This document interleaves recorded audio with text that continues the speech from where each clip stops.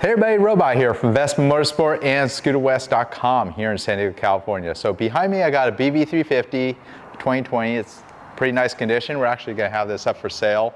It was traded in. It's got a little over 5,000 miles. The tires got maybe 25% life, so kind of give you an idea of what the original equipment 150/70/14 Michelin City Grip 2 tire lasts. But I want to go through all the steps needed to change the tire or change the brakes. Keep in mind 2017 and later on the BV350, actually 2015 and later, they have traction control system that you need to calibrate after, and I'm going to show you how to do that as well. If you have a 2013 or 2014, I think even 2012 in Europe, they did not have the ABS brakes or the traction control system. So I figured I'll show it with the more complicated bike with the ABS brakes and the traction control. But if you have the older one, it's all pretty similar steps. So let's get right to it. Of course, the first thing you gotta do is get this muffler out of the way and make sure it's cool. I just recently repainted the muffler can. You can do that with like high temp paint, like barbecue paint, and make it look almost new again. So quickly go over the tools before we get started. Mallet's always going to be helpful. You're going to need several sockets, everything from a 24 millimeter, a 17 millimeter, I have a 13 millimeter if you need to take the disc off, 8 millimeter, you could be at 1/4 inch drive. I have a torque wrench and also a ratchet, various ratchets for the 1/4 inch drive, a T40 Torex, a T25 Torex, and a T30. And it's pretty helpful to have the insert bit style ones that go on a socket. You're going to need a 6 millimeter Allen. Again, it goes on the end of a 1/4 inch drive socket. And not only do I have the straight drive, I have the ball ended drive. That's going to be quite helpful, as you'll see. Impact's going to be helpful but not needed. And diagonal pliers helps remove the cotter pin. A new cotter pin, and of course the tire. You want to take it out to a tire shop, have them replace the stem and also balance it. Wire brush, sometimes to get the corrosion off some of the parts. Grease is going to be useful. And if you take the rotor off, you may want to have Loctite handy, not really needed for any of the other fasteners, but that's all you need. Let's get started. All right, so you have 3 fasteners that hold the muffler, including a header pipe. It's pretty useful to get this heat guard out of the way because it's hard to get a T40 Torex driver on that top fastener. So the heat guard's got a pair of small, I think they're 4 millimeter or 5 millimeter screws, T25 Torex. There's a short one on the back, and then in the front there's the long one. Go ahead and spin those 2 screws off. So a little bit longer screw for that frontmost one. It tips up and then it slides up out of some bushings. So there's these rubber bushings right there. So go ahead and set that aside. This header joint, you're going to need a 17 millimeter wrench. You could cheat with like an impact just to get it off nice and quick. And once the clamp's loose, that's all you need to do right there. Next, you want to remove the fasteners for the muffler. I'll do that top one last, but the bottom 2 have a T40 Torex driver. And they have these little cones that are kind of act as a washer as well. Get those out of the way. And then you want to hold the weight of the muffler as you're loosening this last fastener. I could tell the muffler is kind of wanting to drop here. So at this point, just kind of rock it slowly and pull it off. There's a bushing in here. My experience with this graphite gasket or bushing is it lasts a couple tire changes, but eventually you may want to replace it. We do have that available as a spare part. It's identical to the graphite bushing that was used on the 400 and 500 cc Piaggio scooters. And you would just pry it out with a flat blade screwdriver. You may need to splay out these parts on the the exhaust itself to get the new bushing in there. You want to make sure it's nice and square. You can see this has got little tabs that hold it in place. So set the muffler aside. So as you can see, there's quite a bit to get out of the way before we can get the wheel off. So got a couple different components here. You got the swing arm. There's a bearing in here that eventually does need to be replaced. You have some covers right here, so we'll work on that first. This is your brake hose. Take an 8mm and go ahead and remove that from that right side swing arm. It's got a small little screw right there, so that kind of separates just like that. You got this rear fender and also a clip that kind of holds this wheel speed sensor. Again, if you have the older one, it's all going to look a little bit different, but kind of similar components. And you can kind of just leave that like hanging right there. You have the wheel speed sensor, and usually it's a Torx, T25 Torx, and there's a lot of Loctite on this. It's never been off. So there's quite a bit of friction. And if that's the case, you may want to put a T25 Torx on like a 1/4-inch ratchet. You get a little more.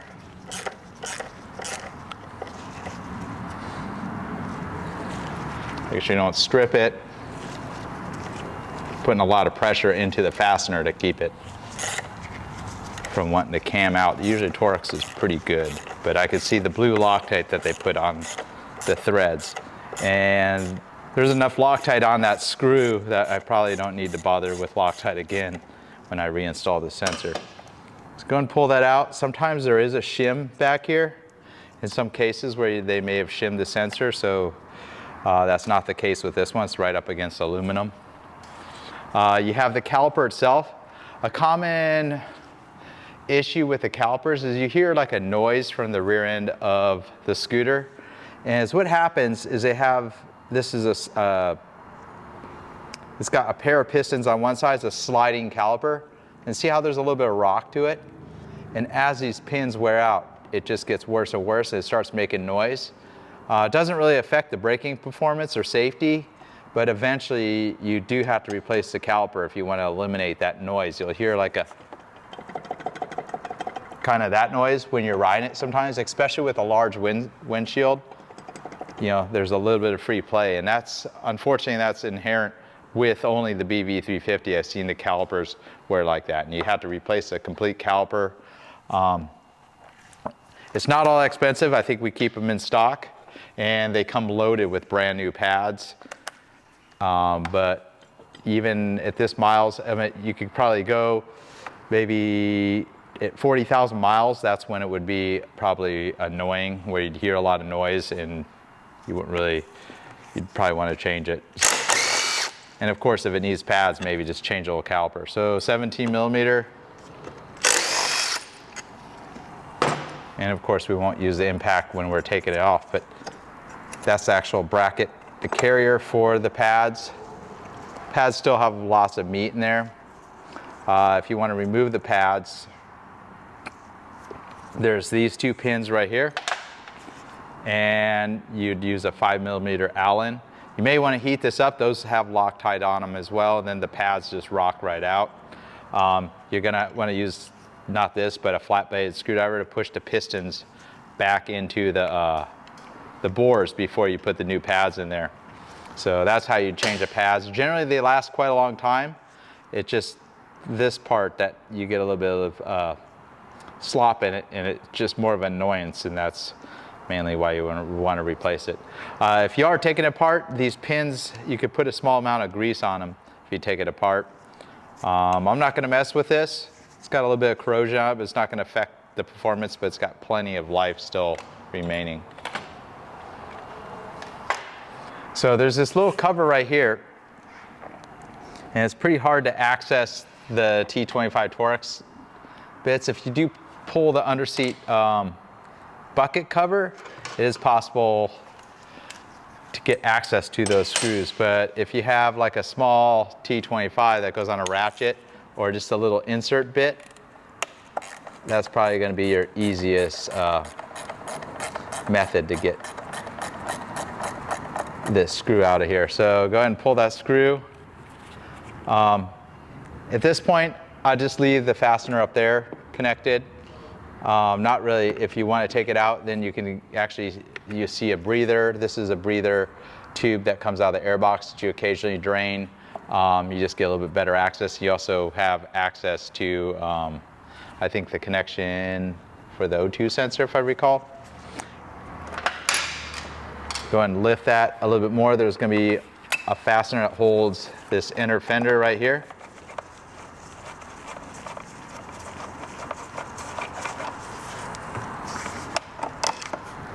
Just like that.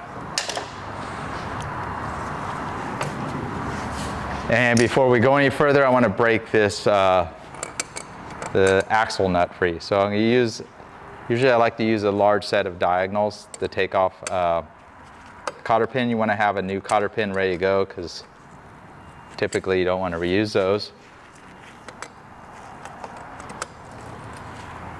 Go ahead and lever it out. Going to throw that away. We'll have a new one. Pull this little cap off. There's a little bit of rust on it, just like that. And I have a large ratchet with a 24mm. You could use an impact. That's probably the easier way to go about it. And as you can see, it's a little hard to do this. You could lock it up with the rear brake. What else you could do is you could just, usually you could find like a slot to put like a large screwdriver in there.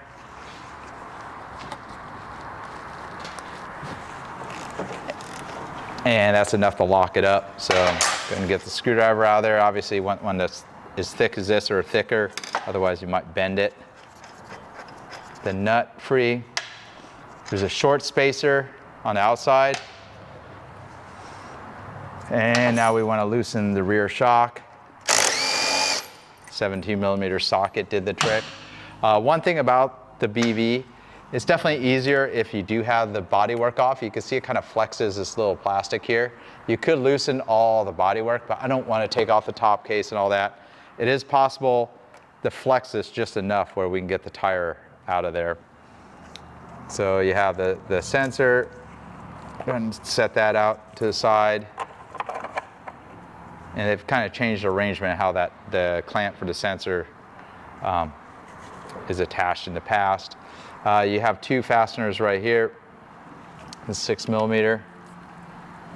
So the lower fastener is a little difficult to get. So I have a 6mm Allen that's got like a ball end on it, and that allows for some articulation where you can get at a better angle.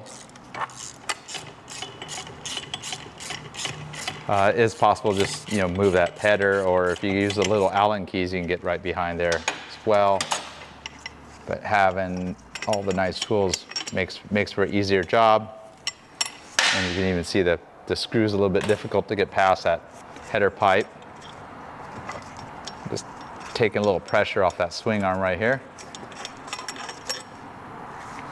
So those are identical. We got the shock out of the way. The sensor kind of tucked under there for right now. And go ahead and slide this right off. And if you're having difficulty sliding this off, you can give the axle gentle little taps to get this off. You can see there's some surface rust on all this stuff. This is a scooter that was kind of close to the coast. You want to check this bearing right here. It feels perfectly smooth. If you do need to remove it, there's a circle up here, and you would knock the bearing out from this direction and press a new bearing in from this direction. Bearings are pretty inexpensive, but eventually the seal does fail and the bearing will start feeling kind of crunchy and worn. There's a spacer back here, so that pulls right off. And the way the wheel is on the axle is there's a set of splines on the axle. All right, and one other little tip, you can see there's some rust right here. You can certainly wire brush that off. The rotor is made of a grade of stainless, but it will rust. So you can clean that up if you want. You can even take this tone wheel off. You can mist it with some silver paint, replace the hardware, whatever you want to do to dress it up. And obviously it's a perfect time to clean the wheel if you're pulling the whole entire wheel off. So we're going to hold the shock out of the way and kind of rock the the tire. And if it's not going to come off, you're going to want to get a mallet and tap the wheel off.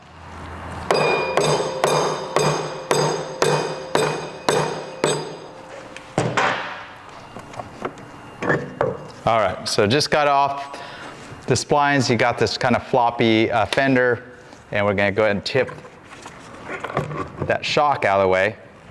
And another thing is, don't drag the wheel on the axle as you're pulling it past the shock. Again, if you have a helper to help you do this, it's going to be even easier. Just barely gave enough room to get this out, but it's kind of the way it's engineered here. So I think the BV400 is a little better. I just actually recently did a BV400 tire change. But it pulls right off, and you wonder why that was hard to get off. There's no grease on these splines. And I would clean that rust buildup off these splines and put a really light coat of grease on the splines. This is a perfect opportunity to clean the wheel. Also really important that you balance these wheels because they do go highway speed. Got the tire all mounted, balanced, ready to go. Got some grease here. This is the Scooter West part number of grease, Maxima grease. You don't need much, just a small amount. I went ahead and used a little wire brush on this axle. Just make sure there's a little bit of coating of grease that will prevent it from rusting. Let me muscle this on, and kind of the same steps as when I took it off. Got to pull the fender out of the way, get the shock out of the way.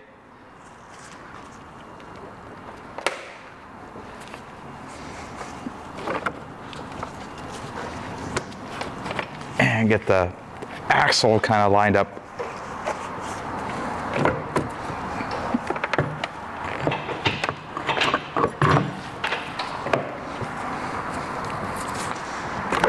There we go.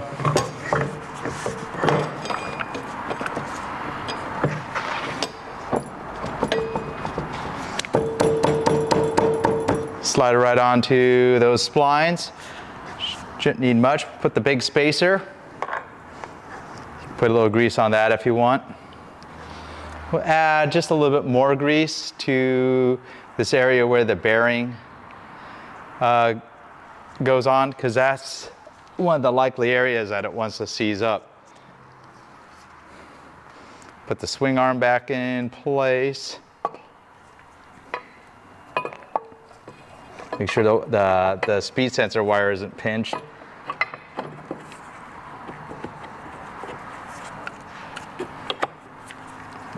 Pull this in front right there. The other part of the fender goes back there. So we'll just start getting things started. So I got the fasteners that hold the front part of the swing arm, no Loctite needed.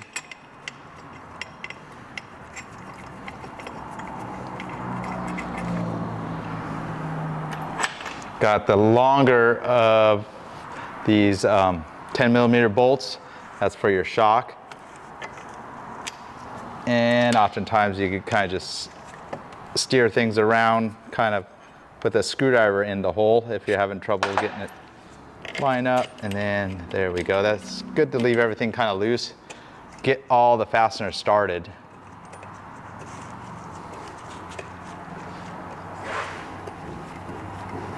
Make sure that's going through. There we go. I see it threading through right there. Got the short spacer, a large axle nut. You just kind of spin the wheel. And we don't put the cover on until we get everything torqued in place. The speed sensor. You can see this other speed sensor hole. That's actually for the models that don't have ABS brakes.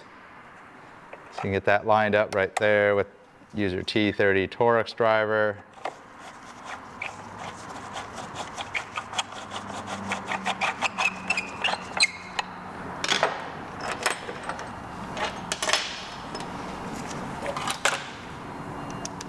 So the small screw holds the speed sensor.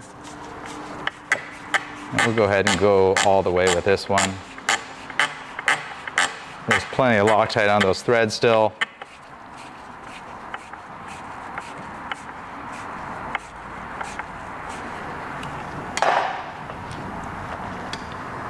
You need that long 6mm fastener.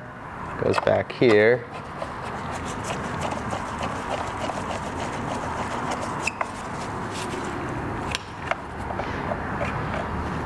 And we'll go ahead and aim that little thing down with the breather hose.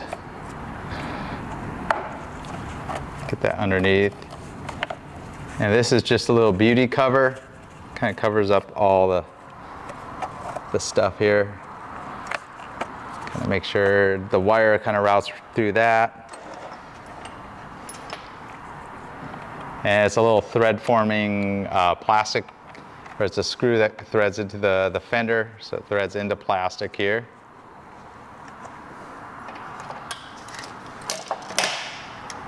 I need a little ratchet.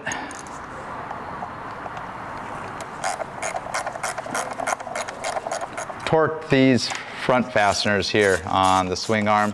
About 16 foot-pounds if you're going to use a torque wrench.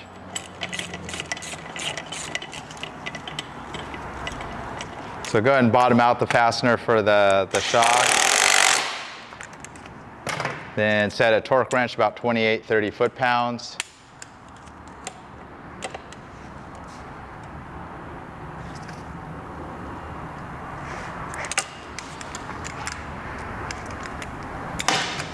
And we'll go ahead and put the caliper back in. So just drop it right. That, and these a little bit shorter fasteners. Get them started. Just like that. And similar to that rear shock.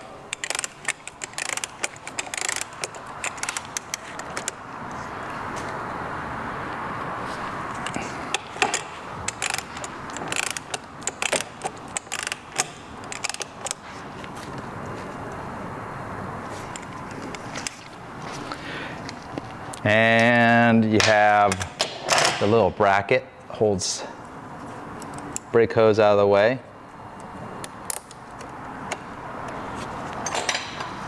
$8mm socket will do the trick. Go ahead and, we can have somebody squeeze the brake. The rear brake, so make sure that builds up pressure before you go off riding with it. We're going to do the same trick. Another trick, if you want to lock up the wheel, as you're tightening it, you can put right through one of the brake discs and it will rest right up against the brake pads. So we'll set the torque wrench to 80 foot-pounds, the 24mm socket.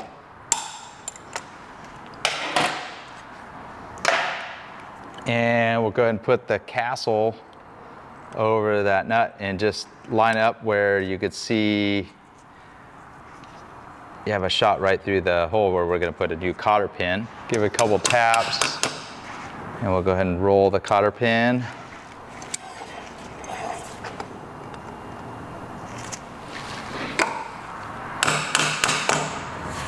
And that's pretty much how you get the tire and wheel all back installed with the brakes on the rear.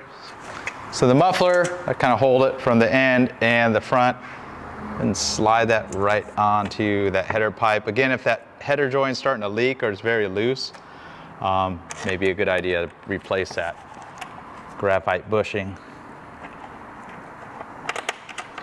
So we'll put the topmost fastener in place, kind of holds it. So then we can get the lower fasteners.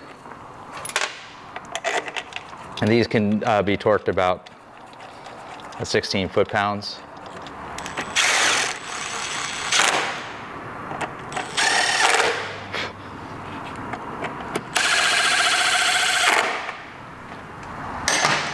And this little clamp, kind of want to have it down.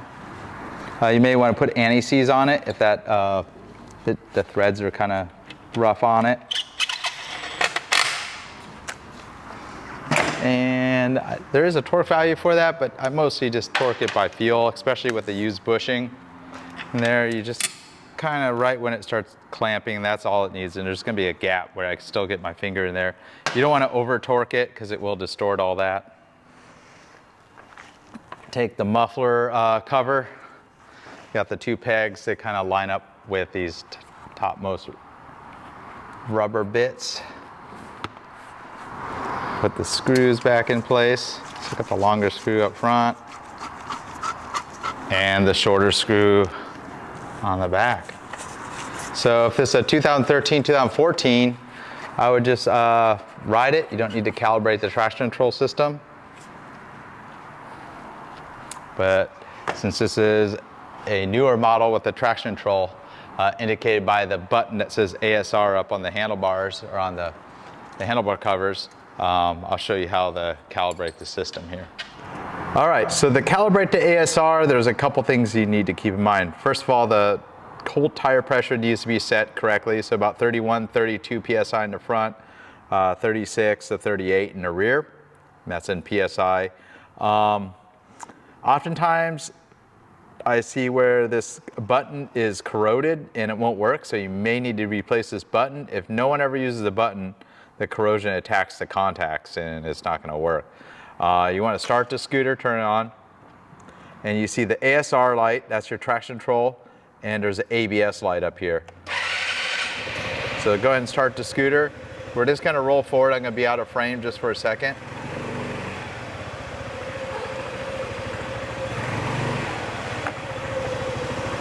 And I pretty much rolled forward enough to extinguish both the blinking ASR and ABS light. That took it out of the self-check. We're going to see if the ASR will turn on. So ASR is now turned off. Now I'm going to pull the rear brake, hold the start button, even though the engine's running, and hold the ASR button. And see how that light's doing a slow flash right there? We're going to go ride it at a speed around 30 kilometers per hour. So a little less than 20 miles an hour, about 20 miles an hour at the most. And eventually this light will extinguish. And so I'm going to go around, ride it. You got to ride it really slow on a straight road. And when this light extinguishes, it completed the traction control calibration to ASR. All right, so let me go get this calibrated here.